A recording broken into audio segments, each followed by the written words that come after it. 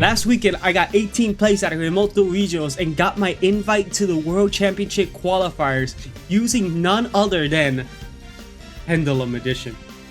We did it. Subscribe if you like Pendulum, and let's get into it. Okay, let's get started with the deck profile. We are playing 2 Dark Worm. This card is insane. Once you send it off a Dragon Shrine Foolish Burial, you can spell summon it if you control no monsters, and then add a Supreme King Gate monster, which in this case you will always be adding Supreme King Gate Magician. So this card, and once it's in scale, you can destroy it, then place a Supreme King Gate monster, which you're playing 1 Supreme King Gate 0 for that reason. So pretty much if you control Supreme King Gate 0 on scale and this is in your hand, you can activate the effect, send an XYZ Dragon, Pendulum Dragon, Fusion Dragon, or Synchro Dragon from your extract to the graveyard and summon itself. And then on summon, you get to add a card that mentions Dark. Meaning, you have some targets, and one of those targets is Lightworm.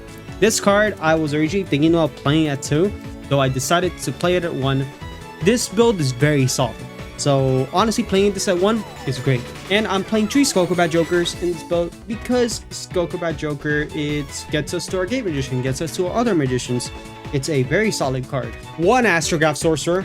This card was banned at a point, and you are playing 1 because it's currently at 1. There's not much to explain here. Okay, for the Magician package, we're playing 2 Harmonizing Magicians. Harmonizing Magician on summon gets, let's say, the first summon a Magician for your deck. Usually, you're going to be first summoning the Oak Dragon, since this is a level 4 tuner and this is a level 6, so you will be making the Burrow on the floor. Then you're playing 3 Wisdom Eyes. 3 Wisdom Eyes is really good. Once you draw with Gate Magician, you are able to destroy this in scale, then place another one. Usually, you're placing the Double Iris Magician, which honestly, great. These are potential targets for Harmonizing as well. Don't forget that, because you could just make a level 8 Synchro or make an XYZ. Your option at that point. For hand traps, we are playing Joel and Lockbird. Honestly, a lot of people are telling me to cut Joel for this format. No, Joel makes complete sense this format. It's really good against very many matchups. It catches Rescue Ace off guard because they are able to just add 1 of the Rescue Ace monsters and then like, oh, look at that, I can't add off an Airlifter anymore. So it's like, it's insane. Then you're playing triple Ash Blossom. Ash Blossom is just a solid hand trap. As always, I feel like this is always a must-have in every format, unless it becomes so specifically weird that you wouldn't play Ash. So honestly, we haven't had a format like that. So you just gotta keep playing Ash. And we got triple Imperm. Imperm, good card. Very good card. Just like, you know what to hit? Imperm's insane. That is all for our hand traps. We're only playing 9. Also, by the way, Pendulum playing hand trap is kind of insane. You are playing 1 Foolish Burial, and then you're playing 3 more copies of Foolish Burial. All these are to send the Dark Worm from deck to graveyard. However, you could potentially send another target that you could summon back off of the Exceed the Pendulum. Pretty much the only case that you would send something else. Usually you're just sending the Dark Worm. Okay, so you're playing 3 Wings of Light. Usually I see people playing less, like people play 1, people play 2. I'm playing 3 just because Joel is a very relevant card in this format.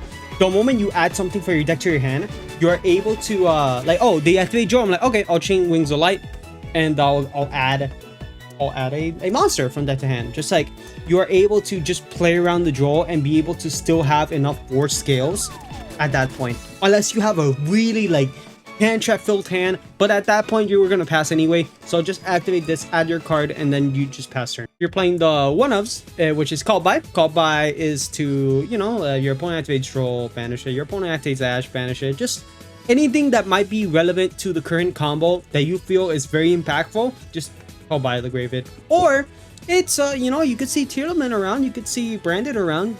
Called By the graveyard is really solid against those as well. Dual Tactics Talents. I always like to play this at 1 because usually when you're playing at 1, for some reason it always comes up. It's when you play 2, you're like, oh no, it never comes up. But for some reason it just comes up at 1.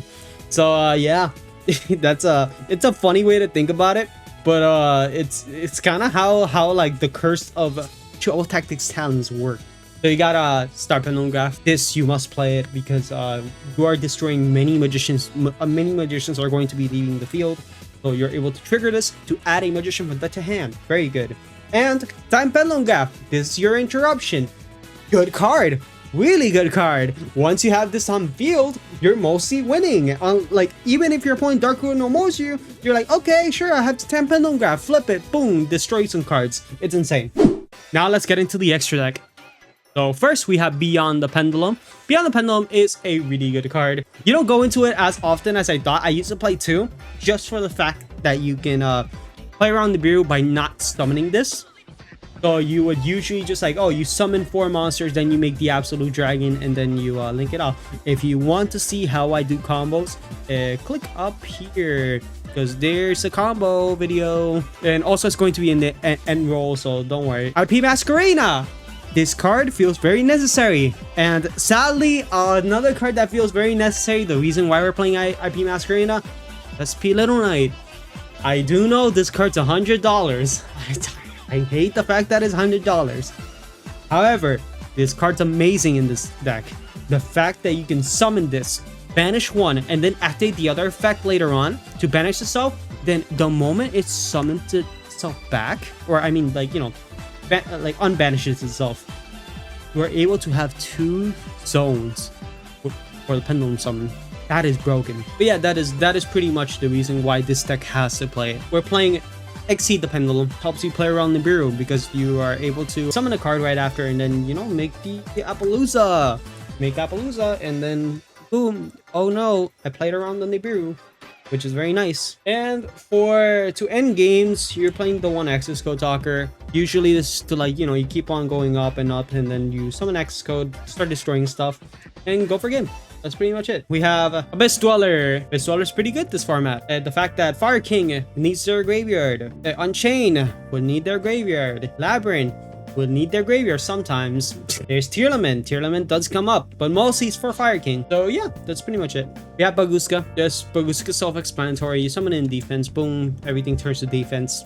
Good card. Absolute Dragon. You must play this because the moment it's sent to the graveyard, you're able to summon your Vortex Dragon. This card is a Omni Negate. It's a good card. It pretty much helps you play around the bureau.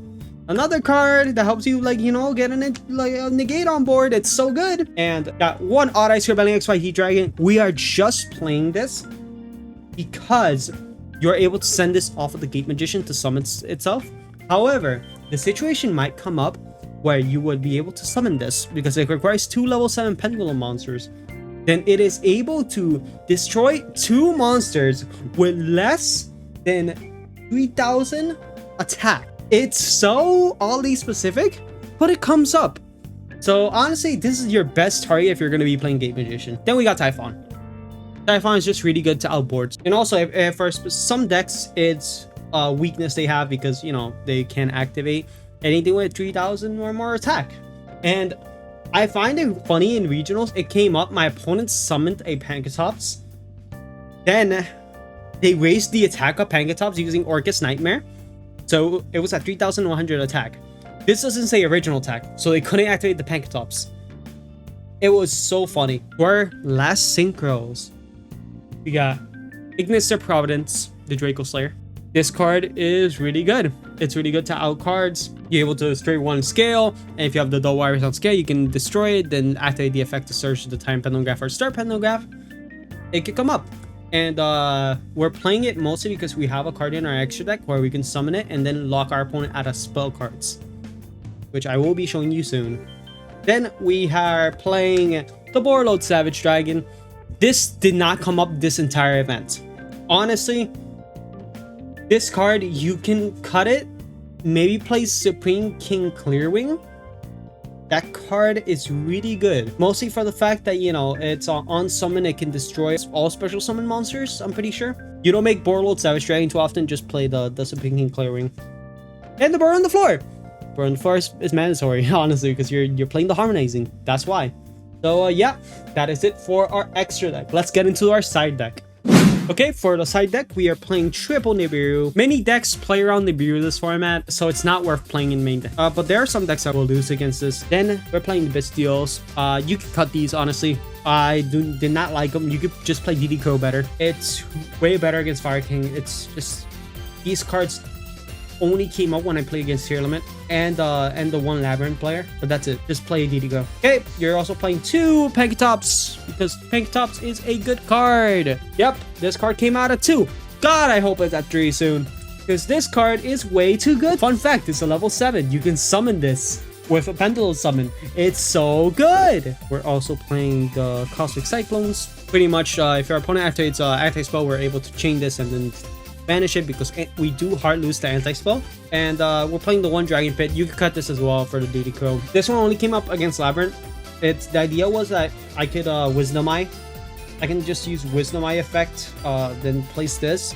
However, it ended up being a bit weird because it's just like it wasn't that good unless you had Dark Worm in hand and you control a monster. That's literally the only reason it would come up. And yeah, that's honestly pretty much it. You can cut this for the third DD Crow or Harpy Featherduster if you want. Sure, like if you're that scared of back row. We're playing the second Triple Tactics Talents. This card is really good because if our opponent activates Droll in a hand where we can't play around the Droll, we are able to activate the effect, then look at our opponent's hand and then take one card out of it. It came up a few times. It's really good. I did decide this in multiple times. Majesty Pegasus. This card is what you summon off of the Ignister. So pretty much you summon this and then add a field spell and then discard 1. So you're adding the Secret Vigil Spellcasters. Control Spellcasters. Your opponent cannot activate spell cards unless they control Spellcaster. Yeah, Bellstar is a Spellcaster. Keep that in mind. So if you're going to make this board, make it with IP. So if they summon the Bellstar, if you're playing against Rescuers, I mean, you are able to just banish the Bellstar. It comes up a lot. And also you're playing the Cowboy because Cowboy has a really good attack points, right? Yeah, really good attack points. Yeah.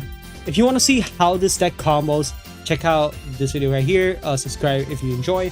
And you know what? I'm happy we finally got the win in this event. Also, I will be posting all the matchups I had in the comment section. So yeah. I hope you enjoy. Subscribe if you haven't, and let's go.